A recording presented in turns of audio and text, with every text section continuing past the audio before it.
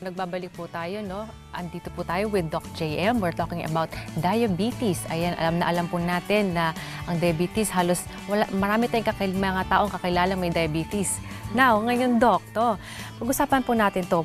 Ano bang dapat nilang gawin para malaman na may diabetes sila? If you want to know if you have diabetes, you get a blood test. Okay. That's the only way that we can diagnose diabetes. Ano pong klaseng blood test? You don't even need a prescription from a doctor's clinic. Pwede kang dumiretso sa lab.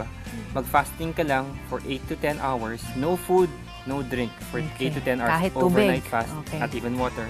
Go to a laboratory, just tell them I want to get a fasting blood sugar test. Fasting blood sugar. Okay. Irregardless of age, doctor? Dapat every Filipino age 45 and above should get screened. 40 and? 45 and above. 45 and above. But if you're overweight and you have another risk factor, like you have a relative or kulang ka sa exercise or may hypertension ka, then earlier, basta overweight. Or if you just want to have yourself checked, di ba? Correct. Especially if you have symptoms. Oo. Later, we'll talk about the symptoms. Yeah. Or we can talk about the symptoms now, doctor. Kasi nga, sinasabi nila, ito daw sakit na diabetes, doctor.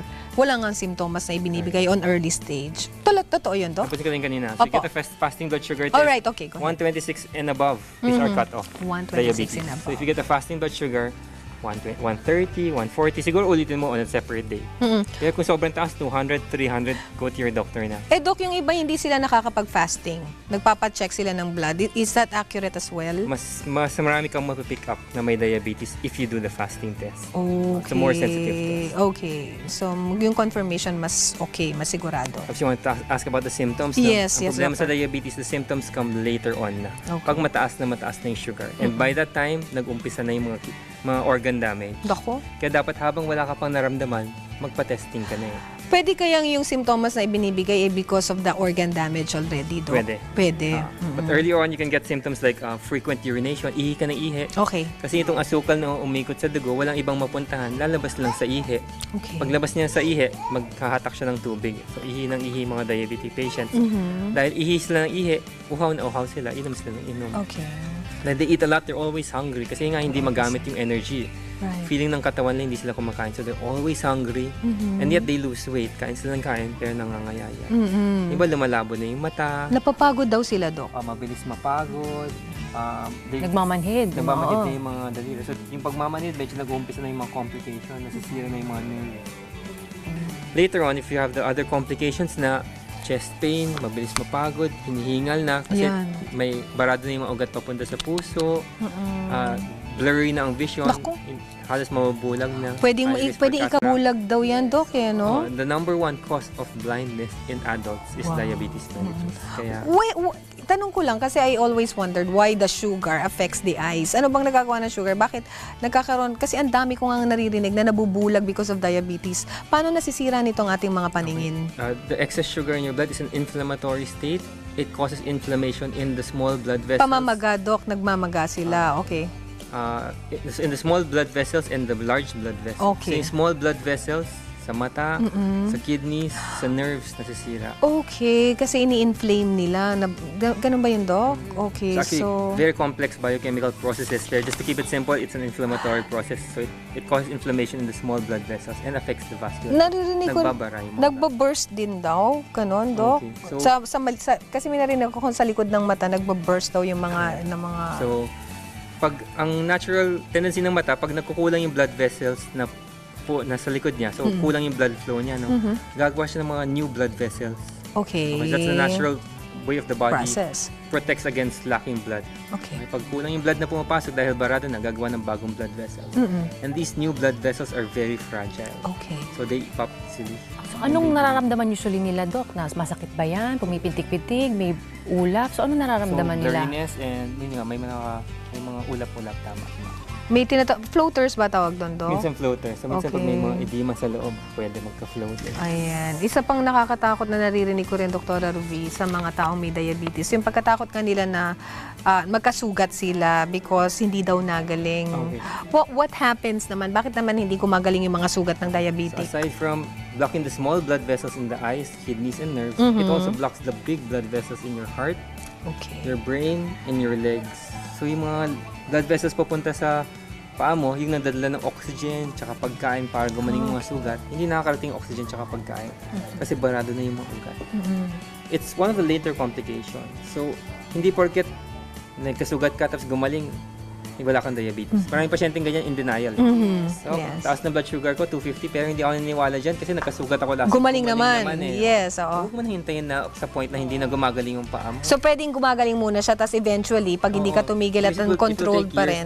and years naman for diabetes to destroy the blood vessel. Pero meron din namang early onset, Dok, kasi may mga nakikita ko mga bata pa lang, meron ng gangrene, so- Dok. Bakit ganon? So, may Ano mga- yun, ibig sabihin matagal na, may diabetes sila, Malamang. matagal na. It takes Talagang diabetes that long talaga eh. Mga 10 to 15 years for complications to arrive. 10 to 15. Tapos hindi nila alam na may diabetes sila, complications na lang pagka... Although pag bata yun, usually ang type 1 eh. Ang type 1 mas maaga na na-diagnose eh. Kasi they go into severe complications. Yung acidosis na yung complications nila eh.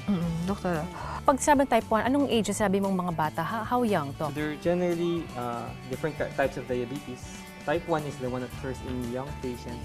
Minsan, bata pa lang, adolescents. Ang pinakakilala natin na may type 1 diabetes, si Gary Valenciano. yeah. Sa bata pa lang si Gary V, he was diagnosed with diabetes. For some reason, yung immune system niya, nagkamali, inatake yung pancreas niya. Okay. Yung cells na nagpo-produce ng pancreas ay sinira ng immune system niya. And the only treatment for type 1 diabetes is insulin, Okay. which is what Gary Valenciano is on. Parang nagkukudata daw, sinisira nung sarili mong immune system, yung organs It's mo. an autoimmune disease. Oo, autoimmune disease naman yun, tinatawag. So, kamaling immune system. He has to inject insulin. But with insulin, we can prolong his Baka, life. baka naman hindi na ipakilala sa kanya yung sariling pancreas niya, Dok. Hindi, joke lang. Medyo nagkaan- Dok, isa rin sa na-mention mo kasi yung pagkakaroon ng pagkasira sa bato. Alright. There's a lot of organs in our body. Why particular bato ang nabanggit mo? So- Which so- also, yan, kasi isa sa nakakatakot yan, dialysis kasi yan. Opo. So it's also a vascular disease, maraming blood vessels. So unti-unti nasisira yung mga blood vessels that supply the kidney. And yun, nasisira ang kidney.